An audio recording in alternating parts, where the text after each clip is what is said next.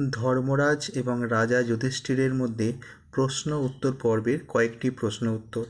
ধর্মরাজ জিজ্ঞাসা করলেন, সাধু কে?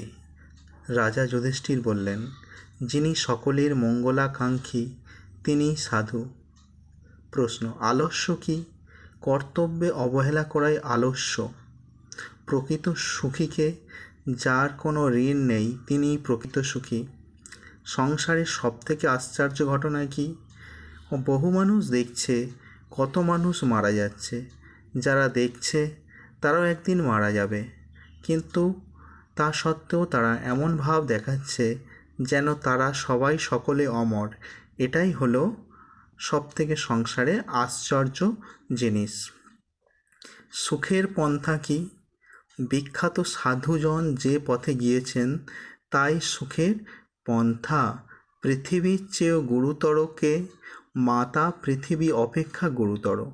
আকাশ অপেক্ষা উচ্চতর কে? পিতা আকাশ অপেক্ষা উচ্চতর।